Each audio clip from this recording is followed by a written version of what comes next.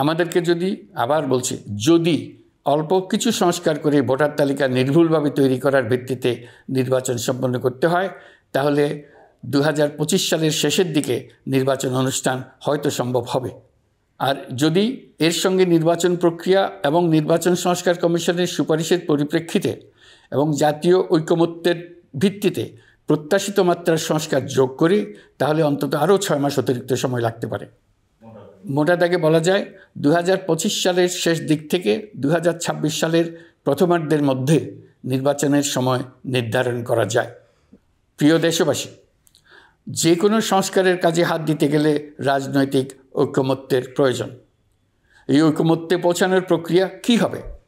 অন্তর্বর্তীকালীন সরকার এভাবে অগ্রসর হবার প্রস্তুতি নিচ্ছে। অন্তর্বর্তীকালীন সরকার প্রথম পর্যায়ে 6টি সংস্কার কমিশন গঠন করেছে। এরা শীঘ্রই চূড়ান্ত প্রতিবেদন পেশ করবে বলে আশা করি। আমরা এই 6 কমিশনের চেয়ারম্যানদের নিয়ে একটি জাতীয় ঐকমত্য গঠন কমিশন প্রতিষ্ঠা করার দিকে অগ্রসর হচ্ছি।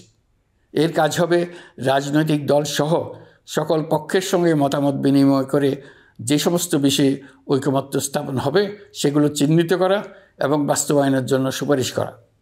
যেহেতু জাতীয় ঐকমত্য প্রতিষ্ঠা করা অন্তর্বর্তীকালীন সরকারের অতি গুরুত্বপূর্ণ দায়িত্ব, তা বিবেচনা করে আমি এই কমিশনের চেয়ারম্যানের দায়িত্ব পালন করব।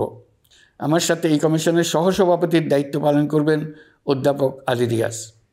কমিশন প্রয়োজন মনে করলে নতুন সদস্য কোঅপ্ট করতে পারবে। প্রথম 6টি কমিশনের চূড়ান্ত প্রতিবেদন পাওয়ার পর আগামী মাসেই জাতীয় ঐকমত্য গঠন কমিশন তার কাজ শুরু করতে পারবে বলে আমি আশা করছি। এই নতুন কমিশনের প্রথম কাজ হবে নির্বাচন অনুষ্ঠানের জন্য যে সমস্ত সিদ্ধান্ত জরুরি সেই সমস্ত বিষয়ে তাড়াতাড়ি ঐকমত্য সৃষ্টি করা এবং সকলের সঙ্গে আলোচনা করে কোন সময়ে নির্বাচন অনুষ্ঠান করা যায় সেই ব্যাপারে পরামর্শ চূড়ান্ত করা।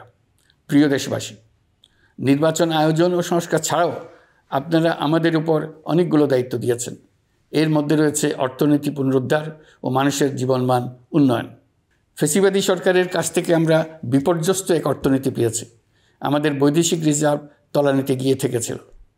2024 সালের নভেম্বরে রপ্তানি আয়ের পরিমাণ ছিল $4.12 বিলিয়ন, যা আগের মাসের তুলনায় 15.63% বেশি। সামগ্রিকভাবে 2024 সালের জুলাই নভেম্বর সময়কালে রপ্তানি $16.11 বিলিয়ন পৌঁছেছে। গত বছর একই সময়ে রপ্তানি আয় ছিল $14.34 বিলিয়ন। বছরের হিসাবে এই প্রান্তিকে রপ্তানি আয়ের প্রবৃদ্ধি 12.34%। বৈদেশিক মুদ্রার রিজার্ভ $19 বিলিয়ন পৌঁছেছে।